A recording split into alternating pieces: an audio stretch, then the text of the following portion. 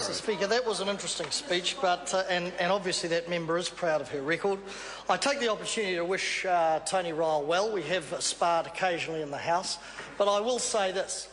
Mr Ryle, sadly, along with Bill English, one of his political epitaphs, which the member never, of course, referenced as a proud moment in this House, will be, of course, the running down of solid energy into the ground to the tune of hundreds of millions of dollars, to the tune of 1,000 jobs, all the while that member, her colleagues, the Minister of Finance and the outgoing Minister of SOEs sat by, fully advised by their officials and did nothing. Now, that is their version of a sort of hands-off free market economy. I believe in the free market economy, but I believe ministers are paid a big whack of a salary actually to do their job and ensure that boards do theirs and management do theirs. Sir, there are some significant problems in our economy, in the life of this country. 260,000 children live in poverty. Our manufacturers are struggling because this government will not come to terms with much-needed monetary reform. We have proposed solutions to both those problems. We have proposed reforms, quite substantial reforms in respect of monetary policy. Paid parental leave, a desperate cry for parents to be supported, our ECEs having the funding restored, lowering our class sizes. These are all solutions which this side of the House, along with others in other parties, have promoted.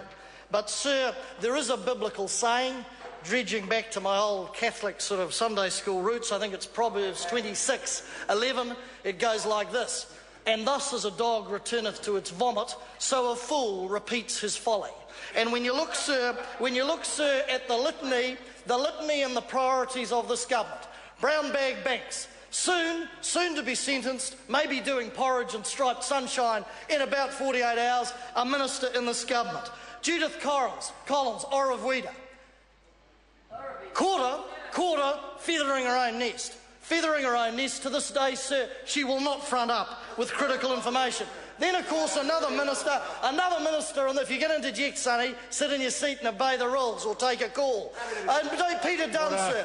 Peter Dunn, the Maxwell Smart of the New Zealand Parliament, 006.5, leaking national security reports, but he's still a minister in the government, sir. And then we have Jerry Brownlee. Well, I got to say, Jerry Brownlee, and I'll quote from Bill English when he was referencing the law back in 2006. Bill English said this, quote, "You see, respect for the law is a positive quality. It is not just obedience under the fear of discovery and punishment."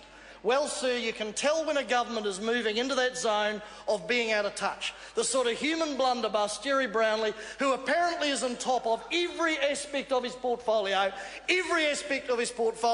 but struggles to know which door to get through, or which door to try and get through, or which rules to obey, even though he is minister or was of AVSEC in a particular airport. And Mr Brownlee doesn't, of course, have the decency to write to the volunteer who I met a couple of days ago and personally apologise. He doesn't have the grace to write to the chief executive of the airport company and say, OK, I did this, my cop, my staff did it, this guy's a volunteer, do not sanction him, he is a decent human being, and he is. Oh no. And the Prime Minister, of course, who is great at sort of talking about lifting standards. We won't talk about the member who is not here in respect of her expenses, of course. We won't go back and regurgitate the bile that is Mr Dunn, the bile that is John Banks and other ministers who have gone. Oh no, anything goes in terms of the high standard and the arrogance of this government. Well, I say to the people of New Zealand, we have proposed a series of solutions, sir. We have posed a series of solutions like reforming superannuation, dealing with the housing crisis by actually building houses, 100,000 houses over 10 years. When I sort of went to school, you solve problems in a practical way, not with accords that don't exist, and after 2 years there are 0 houses through the Auckland Housing Accord. We've proposed a series of solutions, sir, and positive solutions. I say comparing us and this side of the House to those opposite who exhibit every sign of political decay and arrogance, and Jerry Brownlee, sir, is a big target to pin on that one. Every sign of political arrogance, sir, that they are somehow above the ordinary folk out there, that they are somehow better and they know better than the ordinary folk out there. Well, I say, sir, that is the first sign of constitutional and political decay, sir. I suggest Mr Brownlee and others look at the level of decency, sir, look at the so-called high standards and make some substantial changes. There is indeed a difference, sir, and a choice in the next election.